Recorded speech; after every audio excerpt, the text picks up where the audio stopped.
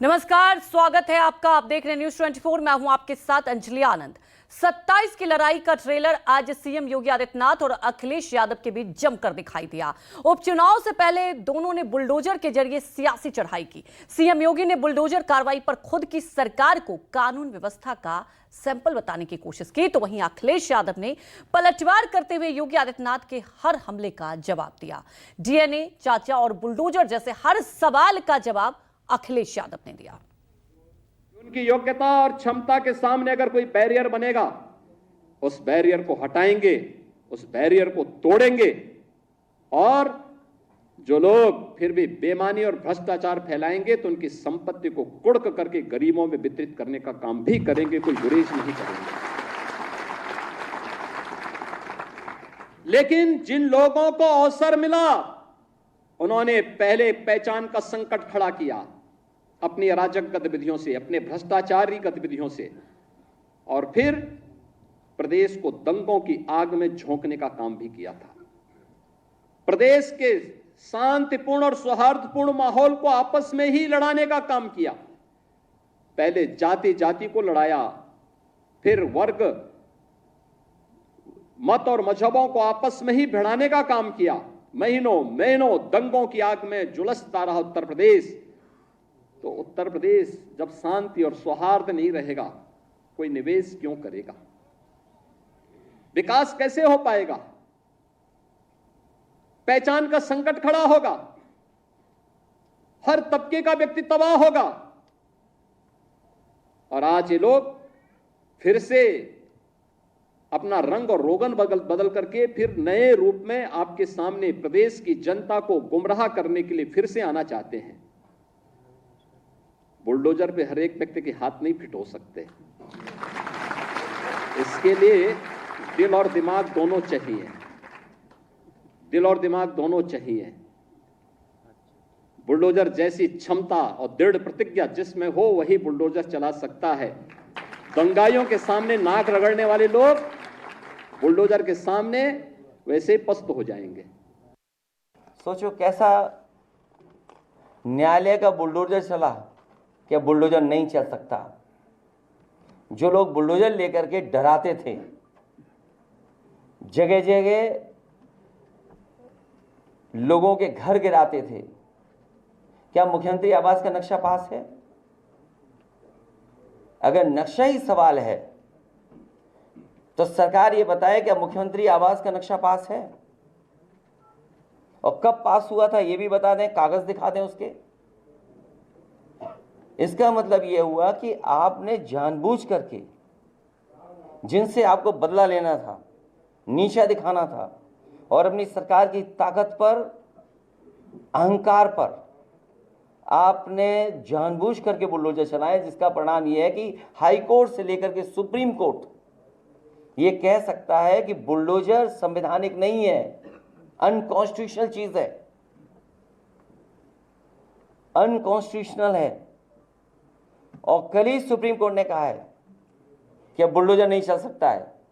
तो क्या अभी तक जो बुलडोजर चल रहा था उसके लिए सरकार माफी मांगेगी कि नहीं मांगेगी? और जहां तक दिल और दिमाग, हमारे पत्रकार साथी आपको सबको पता है, ये कोई पहली बार बात नहीं मैं कह रहा हूं और फिर कहता हूं, बुलडोजर में दिमाग नहीं होता है, स्टीयरिंग होता है उसमें। स्टीयरिंग से चलता है बुलडोजर। उत्तर प्रदेश की जनता कब किसका स्टीयरिंग बदल दे, या दिल्ली वाले कब किसका स्टीयरिंग बदल दें। और बुलडोजर जो है, जिनके लिए बुलडोजर बल व नाइंसाफी का प्रतीक है, मैं उन्हीं को बुलडोजर की मुबारकबाद। क्या आज से 7-7.5 वर्ष पहले क्या यह संभव था क्या? और उस समय जिस प्रकार की अराजकता थी, आप सोचो कि हम लोग 6.5 लाख से अधिक सरकारी नियुक्ति प्रदेश के युवाओं को देते हैं। इन युवाओं ने अपनी ऊर्जा और प्रतिभा का लाभ प्रदेश को दिया है। आज जब हमारे पास मैन पावर की कमी पूरी हुई, तो यही प्रदेश जो देश के विकास का बैरियर माना जाता था, आज सरपट तरीके से दौड़ता हुआ दिखाई दे रहा है। और यही प्रदेश जो बैरियर था, आज देश के विकास का ग्रोथ इंजन बना है। यही प्रदेश ग्रोथ इंजन बन करके उभरा है। आज से 7.5 वर्ष पहले यह प्रदेश देश की 7वीं बड़ी अर्थव्यवस्था के रूप में जाना जाता था। कि 2017 के पहले प्रदेश में लूट थी, यही तो कहते हैं। अभी जो बयान आ रहा है कि 2017 से पहले लूट थी, क्या उस समय भी मुख्यमंत्री जी शामिल थे उस लूट में? वो ये भी कहते हैं नौकरी के नाम पर वसूली होती थी। तो आज के अधिकारी कर्मचारी जो मुख्यमंत्री को आरोप लगा रहे हैं, जिन पे आरोप लगा रहे हैं अधिकारियों पर, क्या वो अधिकारी और कर्मचारियों से माफी मांगेंगे? क्या ऐसा तो नहीं है कि वो अधिकारी कर्मचारी उनके आसपास ही घूम रहे हैं? 2017 के पहले जो लोग प्रदेश में लूट खसोट मचाए थे, आज जब उनके सपनों पर पानी फिर चुका है, तो अब टीपू भी चले सुल्तान बनने। सपना देख रहे हैं,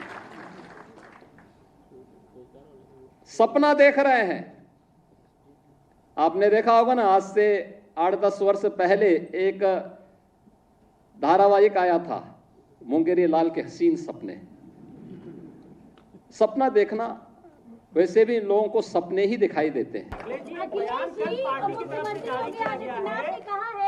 कि आप लोग मुंगेरी लाल के हसीन सपने देख रहे हैं। किस बात के लिए सपने देख रहे हैं? 27 के चुनाव के लिए और उपचुनाव के लिए। जो बात ये कहते हैं कि 2017 के पहले प्रदेश में लूट थी, यही तो कहते हैं। अभी जो बयान आ रहा है कि 2017 से पहले लूट थी, क्या उस समय भी मुख्यमंत्री जी शामिल थे उस लूट में? वो ये भी कहते हैं नौकरी के नाम पर वसूली होती थी। तो आज के अधिकारी कर्मचारी जो मुख्यमंत्री को आरोप लगा रहे हैं, जिन पे आरोप लगा रहे हैं अधिकारियों पर, क्या वो अधिकारी और कर्मचारियों से माफी मांगेंगे? क्या ऐसा तो नहीं है कि वो अधिकारी कर्मचारी उनके आसपास ही घूम रहे हों? जो लोग फिर भी बेईमानी और भ्रष्टाचार फैलाएंगे तो उनकी संपत्ति को कुड़क करके गरीबों में वितरित करने का काम भी करेंगे, कोई गुरेज नहीं करेंगे। लेकिन जिन लोगों को अवसर मिला, उन्होंने पहले पहचान का संकट खड़ा किया अपनी अराजक गतिविधियों से, अपने भ्रष्टाचारी गतिविधियों से, और फिर प्रदेश को दंगों की आग में झोंकने का काम भी किया था। प्रदेश के शांतिपूर्ण और सौहार्दपूर्ण माहौल को आपस में ही लड़ाने का काम किया। पहले जाति जाति को लड़ाया, फिर वर्ग,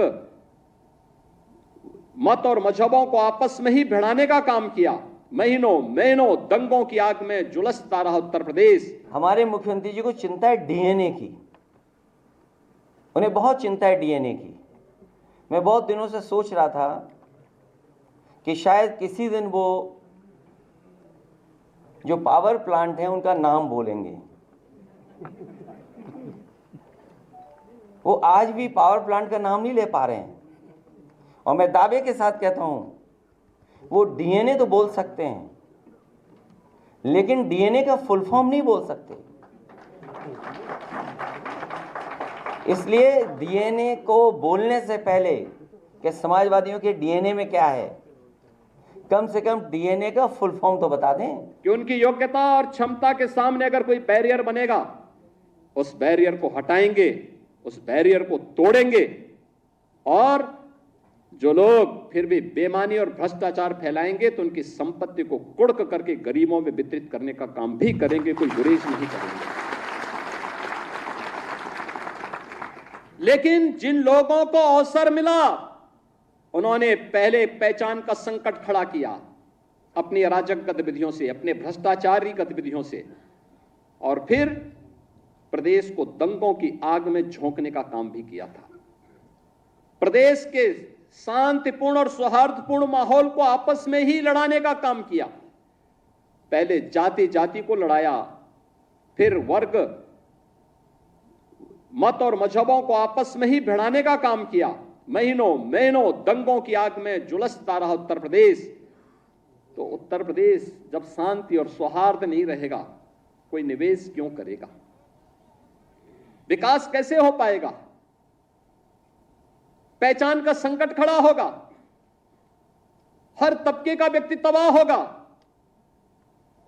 और आज ये लोग फिर से अपना रंग और रोगन बदल करके फिर नए रूप में आपके सामने प्रदेश की जनता को गुमराह करने के लिए फिर से आना चाहते हैं। बुलडोजर पे हर एक व्यक्ति के हाथ नहीं फिट हो सकते,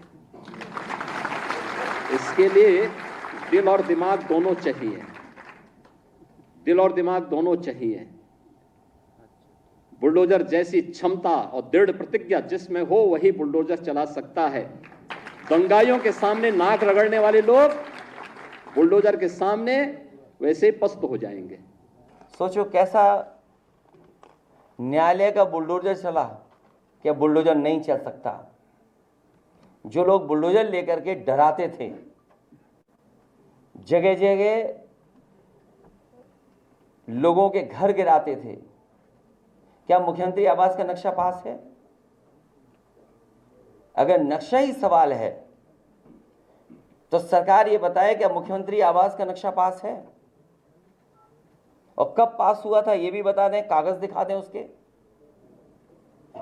इसका मतलब यह हुआ कि आपने जानबूझ करके जिनसे आपको बदला लेना था, नीचा दिखाना था और अपनी सरकार की ताकत पर, अहंकार पर आपने जानबूझ करके बुलडोजर चलाया, जिसका परिणाम यह है कि हाई कोर्ट से लेकर के सुप्रीम कोर्ट ये कह सकता है कि बुलडोजर संवैधानिक नहीं है, अनकॉन्स्टिट्यूशनल चीज है,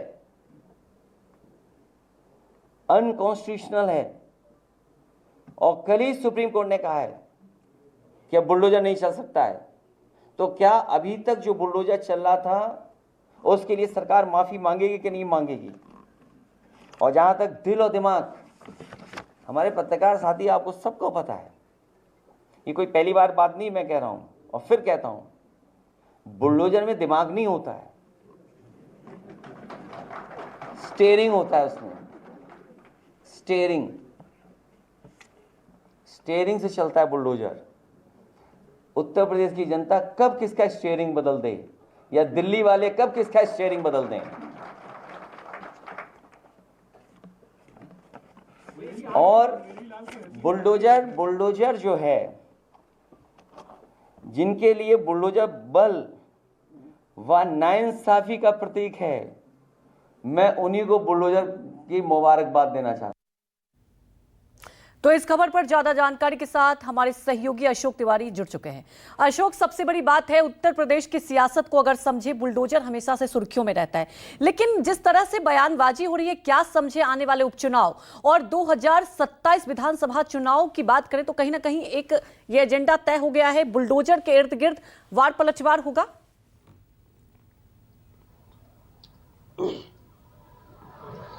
देखिए, सबसे अहम बात तो यह है कि इस पूरे प्रकरण की शुरुआत कब हुई है, इसको समझने की जरूरत है। कल समाजवादी पार्टी के प्रदेश कार्यालय पर सपा मुखिया अखिलेश यादव अपने पार्टी नेताओं के साथ बैठक कर रहे थे और वहां पर बुलडोजर का एक मुद्दा आया, जिसको लेकर अखिलेश यादव की तरफ से यह कहा गया कि साल 2027 में अगर समाजवादी पार्टी की सरकार बनती है तो उत्तर प्रदेश के सभी बुलडोजरों को गोरखपुर की तरफ मोड़ दिया जाएगा। ये एक बड़ा मैसेज भारतीय जनता पार्टी और उसकी सरकार को देने की कोशिश अखिलेश यादव और समाजवादी पार्टी की तरफ से की गई। आज सुबह जब योगी आदित्यनाथ जो उत्तर प्रदेश के मुख्यमंत्री हैं, वो एक जो नव चयनित अभ्यर्थी थे उनके नियुक्ति पत्र वितरण समारोह में शामिल हुए थे और उस दौरान योगी आदित्यनाथ ने यह कहा कि बुलडोजर चलाना सबके बस की बात नहीं होती है, इसके लिए दिल और दिमाग दोनों की जरूरत होती है। और एक बड़ा आरोप योगी आदित्यनाथ की तरफ से यह भी लगाया गया कि जो लोग दंगाइयों के आगे नतमस्तक रहते थे, आखिरकार वो बुलडोजर के आगे पस्त हो गए हैं। तो चाहे समाजवादी पार्टी हो या बीजेपी हो, दोनों की तरफ से एक दूसरे के ऊपर राजनीतिक दबाव बनाने की कोशिश के तौर पर इस पूरे प्रकरण को देखा जा रहा है। और जो बात आपने कही कि उत्तर प्रदेश के उपचुनाव में क्या बुलडोजर एक बड़ा मुद्दा होगा, तो अभी तक के बयानबाजी के से ये साफ हो जाता है कि बुलडोजर एक बहुत बड़ा मुद्दा आने वाले उपचुनाव में होने वाला है। और इसकी वानगी हम लोग उत्तर प्रदेश में जहां जहां पर भी अभी राजनीतिक जनसभाएं हो रही हैं, चाहे योगी आदित्यनाथ हो या अखिलेश यादव, जहां जहां पर भी जनपदों के दौरे पर जा रहे हैं, वहां पर उत्तर प्रदेश की कानून व्यवस्था बुलडोजर की कार्रवाई या ऐसे तमाम सारे मुद्दों को उठाते रहे हैं। कल भी आपको ध्यान होगा कि जब योगी आदित्यनाथ मैनपुरी के दौरे पर गए थे तो वहां पर उन्होंने ये कहा कि समाजवादी पार्टी की सरकार के दौरान क्या स्थिति रही और बीजेपी की सरकार बनने के बाद किस तरह का बदलाव हुआ, ये एक बड़ा मैसेज योगी आदित्यनाथ की तरफ से दिया गया। और अखिलेश यादव भी जहां जहां भी उत्तर प्रदेश में जनपदों के दौरे पर जा रहे हैं वहां पर लगातार वो बुलडोजर की कार्रवाई को असंवैधानिक करार दे रहे हैं। और आज भी जब लखनऊ में पत्रकारों से बातचीत अखिलेश यादव की चल रही थी तो उन्होंने ये साफ तौर पर कहा कि सुप्रीम कोर्ट ने भी बुलडोजर की कार्रवाई को पूरी तरह से असंवैधानिक बताया है। और अगर वो बुलडोजर की कार्रवाई को लेकर गोरखपुर से जोड़ते हैं तो आखिरकार इसमें गलत क्या है। हालांकि अखिलेश यादव और योगी आदित्यनाथ के बीच इस तरह की बयानबाजियां सदन के भीतर भी देखी गई हैं, सदन के बाहर भी देखी गई हैं। लेकिन अब जब उत्तर प्रदेश में 10 सीटों का विधानसभा का चुनाव बीजेपी और समाजवादी पार्टी दोनों के लिए प्रतिष्ठा का सवाल बना हुआ है, ठीक उस वक्त एक दूसरे पर आरोप प्रत्यारोप का दौर जो शुरू हुआ है वो कहीं ना कहीं पॉलिटिकल माइलेज देने की कोशिश के तौर पर भी देखा जा रहा है कि इन्हीं मुद्दों के आधार पर जनता के बीच में जाना है। और दोनों दलों की तरफ से कोशिश की जा रही है कि एक दूसरे के खिलाफ एक नैरेटिव सेट किया जा सके कि उत्तर प्रदेश में बीजेपी की सरकार ज्यादा बेहतर काम करे। यही बड़ी बात है कि एक नैरेटिव सेट किया जा रहा है। अब देखना होगा कि आगे इस पर क्या और एजेंडा देखा जाएगा। हमारे साथ जुड़ने के लिए आपका शुक्रिया।